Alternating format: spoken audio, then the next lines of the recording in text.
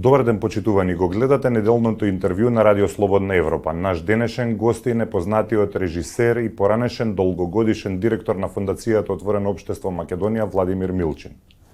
Господине Милчин, кога би режирале представа за актуелната ситуација во Македонија, во кој жанр би била? Тоа веројатно била некаква гротеска, која е типична по тоа дека во неа се мешаат комичното и трагичното, и тоа на еден начин кој на крајот, без оглед на тоа дали од време на време се случува смеа како реакција на она што се случува на сцена, на крај впечатокот е мачен, така останува тоа во грлото. Бевте еден од најжестоките критичари на владењето на Никола Груевски. Сега не ја штедите ниту власта на Зоран Заев. Што најмногу ви пречи? Всушност најмногу ми пречи тоа што ги се откажаат собствените ветувања. Де факто излегува дека тоа што беше изложено пред да дојдат на власт беше само демагогија, ветувања во кои очигледно ни тие не верувале.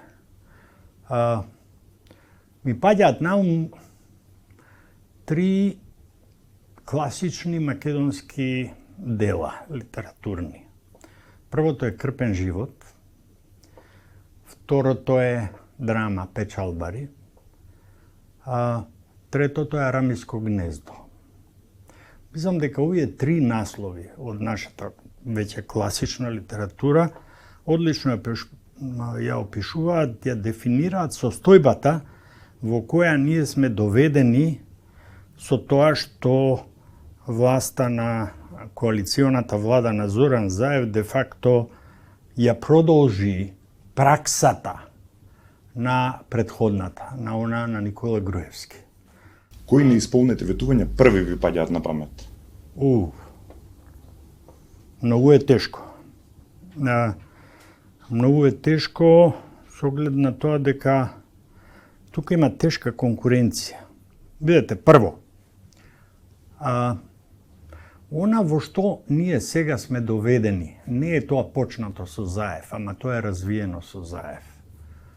Е де факто тој наслов Арамиско гнездо на Ѓорѓе Баџиев. Тој можеме да го анализираме дека тоа не е една, значи Македонија не е Арамиско гнездо, туку е конфедерација на арамиски гнезда. Значи, таа е расцепкана и во неа, во една ситуација кога од социјализам требавме да се вратиме назад во капитализам, за да можеме да одиме напред, ние де факто се вратиме уште чекор поназад. Ние сме сега во нешто што би го нарекол капиталистички феудализам. Значи, една земја, не знам ни дали можам да кажам држава, прашање дали ние сме држава, која е де факто составена од не знам точно колку феуди во кои владеат партиските моќници, рака под рака со олигарсите, новокомпонираните олигарси.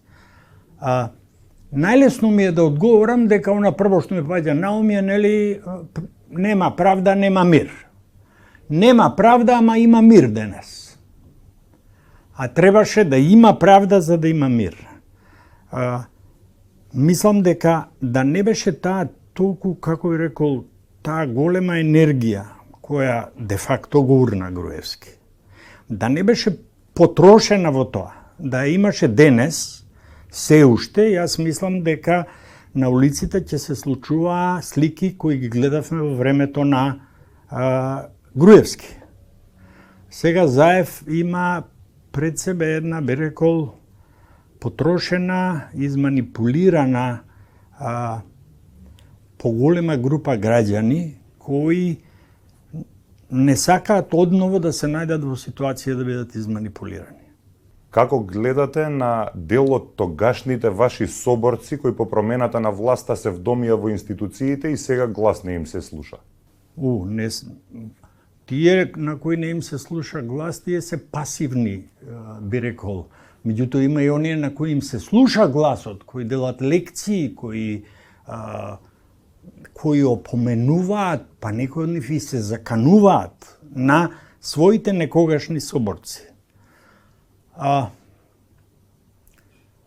Тоа е страшно разочарување, се разбира.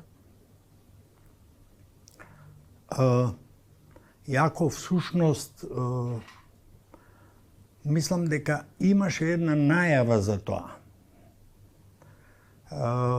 Јас не бев во Скопје тогаш кога се случи Заев, игнорирајќи го договорот, нели, да го прогласи распуштањето на коалицијата за Македонија, граѓани за Македонија. Не беше проблемот во тоа таа коалиција да се распушти. Проблемот беше дека таму требаше двете страни. Значи, граѓанското општество и партијата СДСМ со нејзините, нели, придружни коалициони партнери, тоа заедно да го соопштат и да го објаснат. Заев тоа го изведе така што тој направи всушност, ај сега, до сега ми требавте, сега не ми требате. И ги шутна граѓаните. Така што тоа веќе покажуваше што ќе се случува.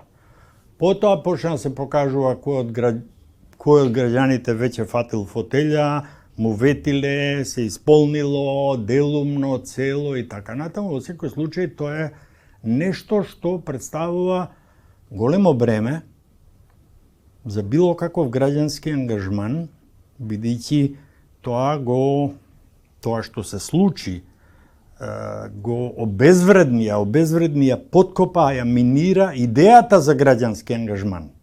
Кај нас сега не може да се случи она што се случи во Загреб, нели?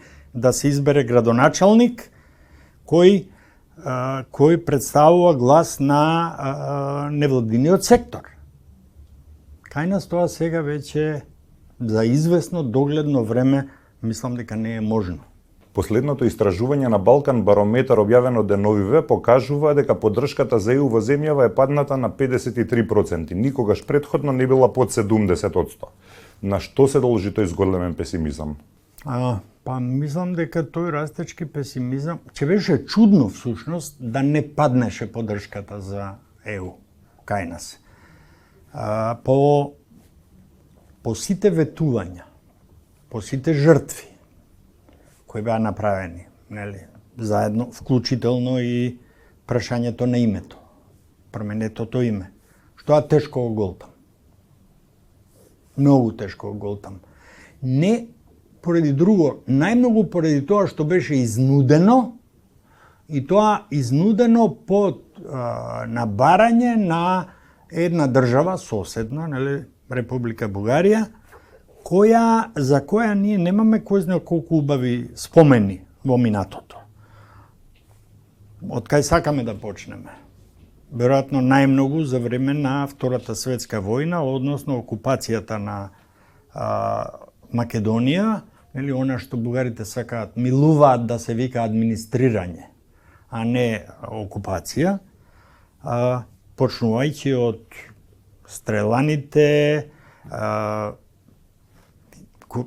голем дел од нив денес се народни херои, представуваат светли имиња во нашето минато, па до 7300 евреи кои беа испратени од Македонија во Трблинка. Бугарската окупаторска власт му ги испорача на Хитлер и беше многу... Тие успеваа со години, со децении таа работа да ја прикриваат, да ја покриваат со заборав.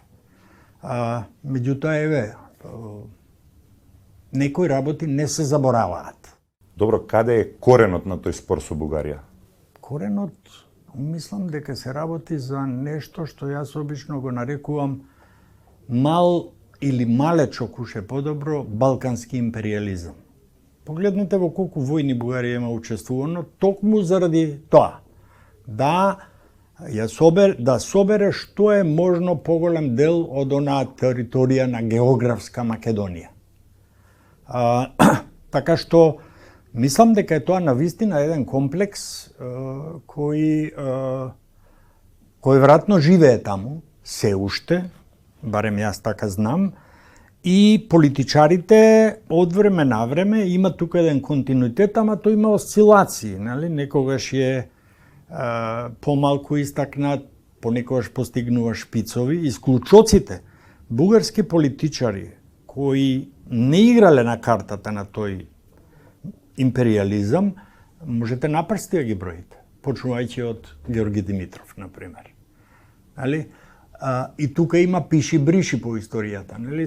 Се брише дека постоела културна автономија и така дека постоел македонски театар во Горна Џумаја, денешен Благоевград, дека имало библиотеки, имало македонски јазик во училиштата и така натаму. Што понатаму, каде е излезот? Па он може да има решение доколку прво постои добра волја на двете страни. Во случајот мислам дека Бугарија се однесува, односно власта бугарска се однесува силеџиски и уценувачки и не гледам во овој момент, во догледна иднина, дека работите ќе се поправат. Дали е само Бугарија? Гледате ли во Европската Унија вистинска желба за проширување? Тука сега мислам дека доминира нивната загриженост за самите себе си. Прво погледнете, они имаат проблем со Орбан. Имаат проблем со премиерот на Полска. Така што тука сега се судираат, нели ЕУ нема идеологија заедничка, има некои принципи и така натаму, меѓутоа сега некои од тие принципи се оспорувани од членките на кои им било дадено правото на вето. Тоа е мислам дека е тоа најпогубната одлука што ЕУ ја донесла и мислам дека во основа тоа не било дел од идеите договорот меѓу Германија и Франција. Значи, двајца лидери на две држави кои два пати војувале во светски војни, се договориле дека тоа не може повеќе понатаму, дека Европа повеќе не може да ги трпи тие штети, тие катастрофи и така натаму. Меѓутоа, со самото тоа што тие што ги наследиле, овозможиле секоја членка, без оглед на биографијата на таа членка, на историјата на таа членка. Тоа нерасчистување, особено, нели, тие биле на некој начин привилегирани бившите земји членки или на Советскиот сојуз или на Варшавскиот пакт, ним помалу им се гледало низ прсти. Сега тоа гледање низ прсти нив ги осоколи. Нели, добиле право на вето и сега имате ситуации кои се крајно непријатни. Нели, Орбан пцуе де факто по некои од принципите врз кои е базирана Европска Унија и во која овие најважните членки се колнат. Ама ветото сега веќе укинува разликата меѓу важните и неважните. Ви благодарам на издвоеното време. Тоа беше се во неделното интервју на Радио Слободна Европа, почитувани. До гледање.